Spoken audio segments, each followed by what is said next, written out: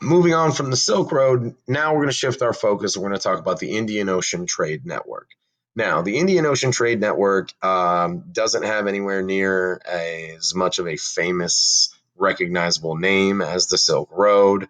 It hasn't been romanticized in famous works by guys like Marco Polo. But when you look at the overall picture of Eurasia in the classical and post classical period, the Indian Ocean Network serves more people. It serves a huge volume of trade. Much, much more trade moves along the IO than ever will move along the Silk Road. And it filters more cultural diffusion into more places, as well as environmental, political, social diffusion than the Silk Road. So, what is the Indian Ocean Trade Network? Well, the IO Trade Network is far older than the Silk Road.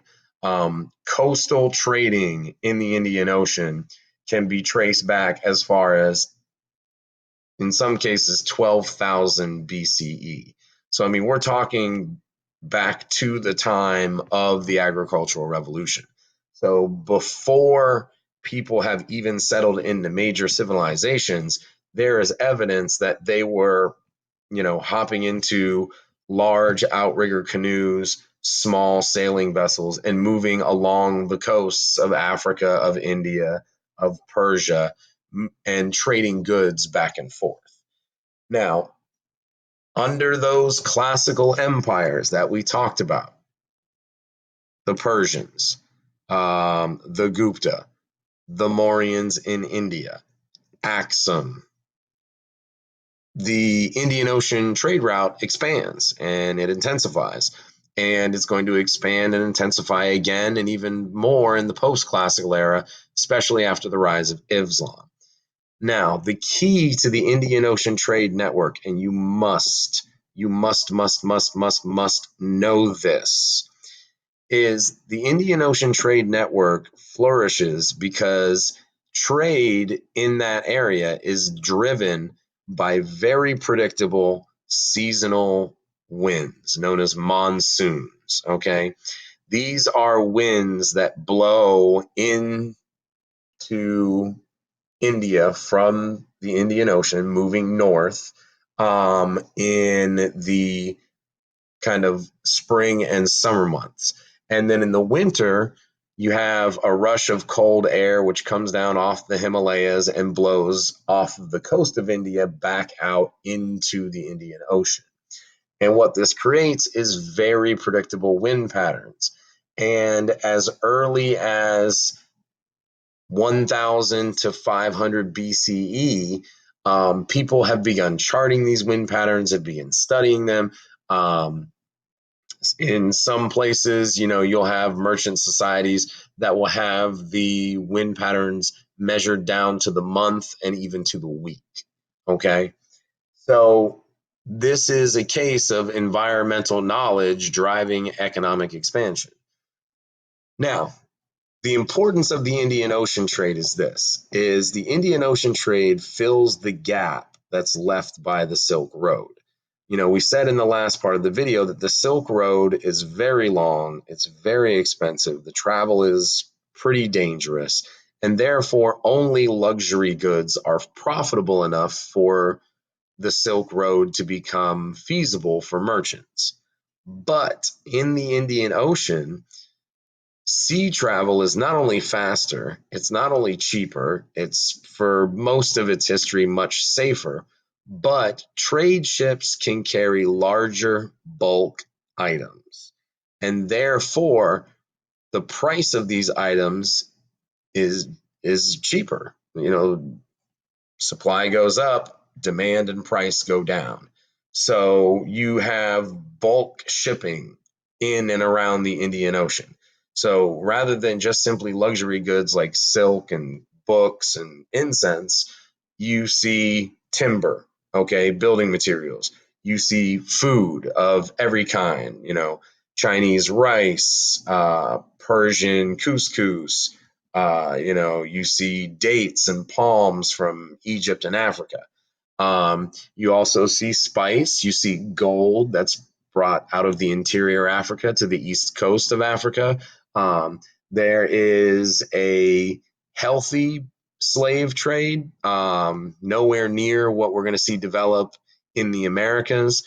There is massive trade in salt that comes out of East and West Africa, which is again used as a flavor and a preservative. There's perfume from Arabia, there's cotton goods from India, and all of these items are items that would not be profitable enough for the Silk Road trade routes. But thanks to the faster, cheaper travel in the Indian Ocean, people now have access to these goods from different locations around the Indian Ocean.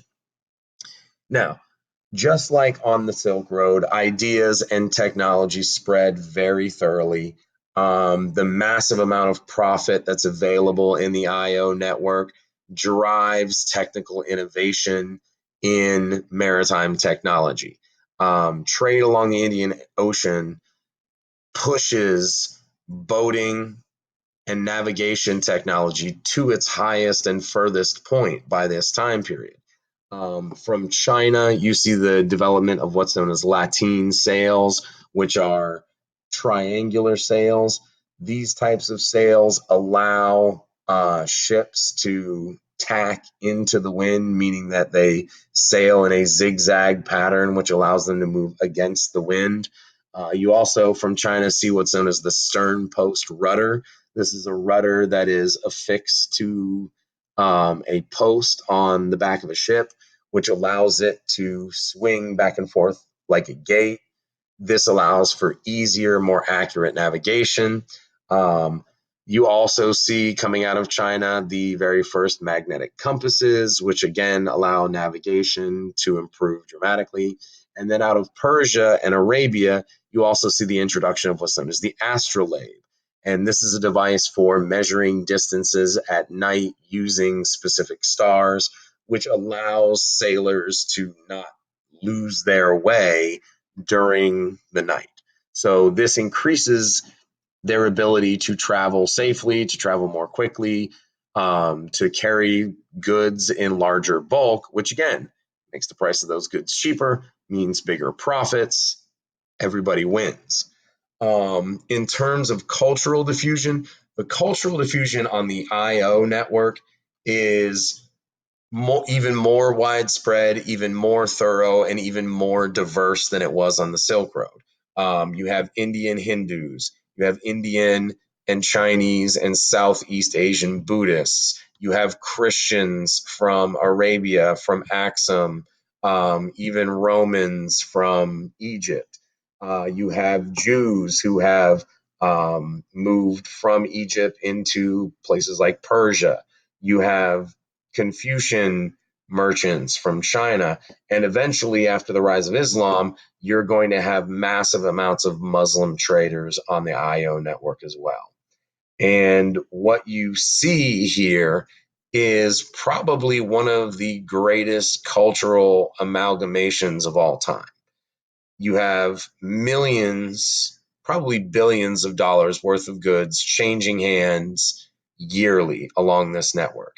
And in order for those goods to change hands successfully and for everybody to be able to make a profit, each of these different cultural groups must be able to, I don't want to necessarily say get along, but they must be able to tolerate one another. They must be able to interact with one another, and they must be able to do business with one another.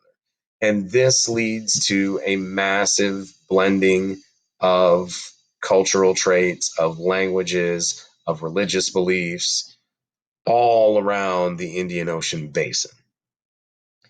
Now, one of the things that is unique about the IO versus the other two trade routes that we're going to talk about is because of the faster and easier trade, because of the bulk nature of sea travel and sea trade, food products are easily shipped and profitable along this network. Whereas along the Silk or the Sand Roads, because of the length of time, because of the danger of the travel, foodstuffs are largely ignored.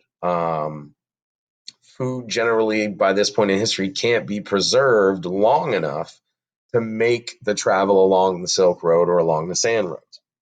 But along the IO network, foodstuffs are a very common trade item. And this causes not only culture and technology, but actual plants and animals to diffuse along the IO network. Some of probably the most influential ones is you have the introduction of bananas into Madagascar and East Africa from Southeast Asia. You have the introduction of champas rice into China, Persia, and Arabia.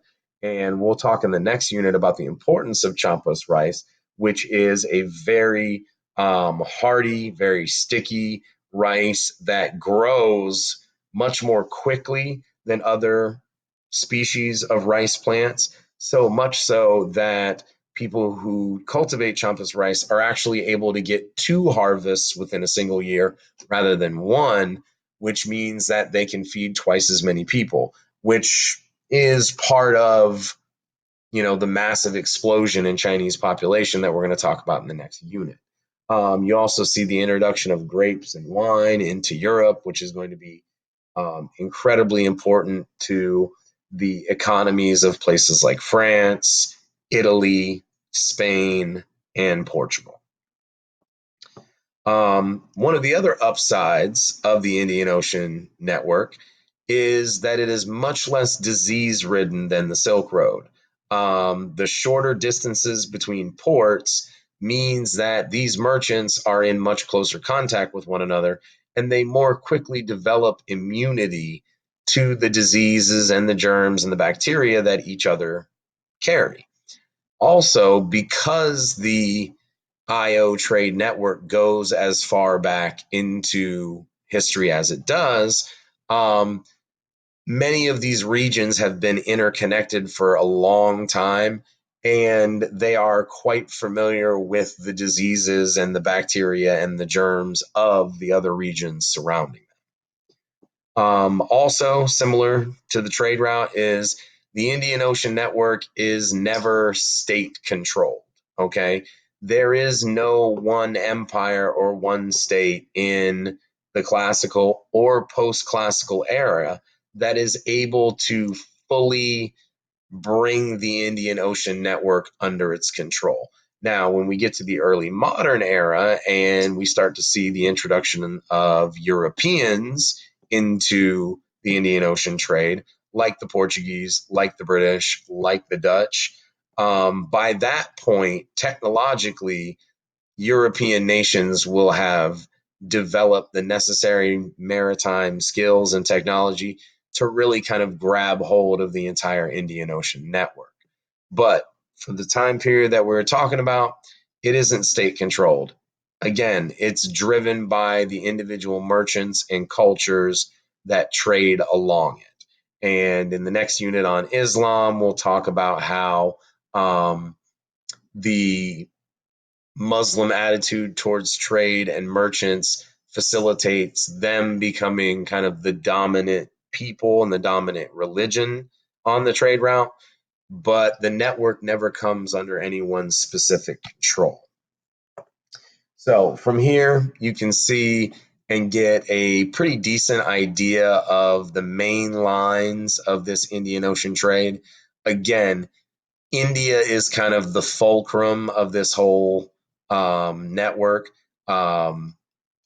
They are, the midpoint between China and the Middle East and East Africa. And so at some point, pretty much every good that moves along this Indian Ocean trade route finds its way into a port in India at some time.